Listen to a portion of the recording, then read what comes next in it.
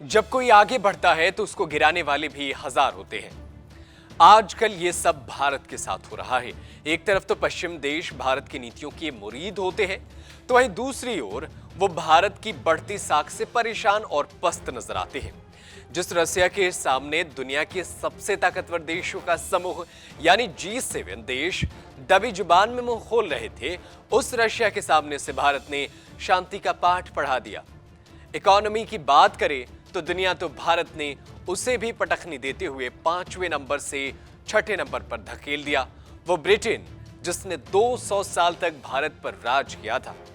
Britain को पीछे छोड़ते हुए भारत अब दुनिया की 5वीं सबसे बड़ी अर्थव्यवस्था बन गया है। लेकिन कुछ जलनखोर देशों को यह पच नहीं रहा है। जो देश अपने 80 करोड़ लोगों को मुफ्त राशन देता हो, उस देश को बदनाम करने के लिए तरह तरह के हथकंडे अपनाए जा रहे हैं। हाल ही में स्पेन ने भारत को सपेरों का देश कहा और उसने भारत को गरीब और अनपढ़ों का देश कह के इस कार्टून से बताने की कोशिश की। उसके बाद अब ग्लोबल हंगर इंडेक्स ने भारत के खिलाफ नया शगुफा छोड़ दिया है।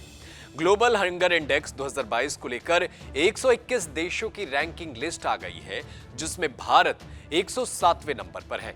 रिपोर्ट के मुताबिक भारत अपने पड़ोसी मुल्कों नेपाल, बांग्लादेश, श्रीलंका और पाकिस्तान से भी पीछे है। एक अंधा इंसान भी बता सकता है कि पाकिस्तान में लोगों को क्या क्या हालत झेलनी पड़ी, कैसे लोग टमाटर और प्याज के लिए भारत की तरफ देखने लगे थे, कैसे पाकिस्तानी लोग बाढ़ में दाने दाने को मोहताज हो गए थे। कोई भी बता सकता है कि कैसे श्रीलंका में त्राहिमाम कितना भयानक था, कैसे लोग दाने दाने को बेबस थे और वहां के हालात कितने बुरे थे, और ऐसे हाल में भारत ने उसकी मदद की। लेकिन इन सब देशों में जाकर इन देशों की गरीबी देखने के बजाय पश्चिम देश भारत के पीछे पड़े हैं। लेकिन भारत समय समय पर इन देशों को मुंहतोड़ जवाब देता है। इस रिपोर्ट को लेकर केंद्र की मोदी सरकार का जवाब सामने आया है। सरकार की तरफ से कहा गया है कि यह भारत की छवि को खराब करने की कोशिश है। केंद्र का कहना है कि देश की छवि एक ऐसे राष्ट्र के रूप में धूमिल करने का प्रयास है जो अपनी आबादी की खाद्य सुरक्षा और पोषण संबंधित जरूरतों को पूरा नहीं करता है। सरकार ने कहा कि हर साल खाद्य सुरक्षा सुनिश्चित करने के लिए कदम उठाए जाते हैं। सालाना गलत सूचना जारी करना ग्लोबल हंगर इंडेक्स की पहचान सी लगती है।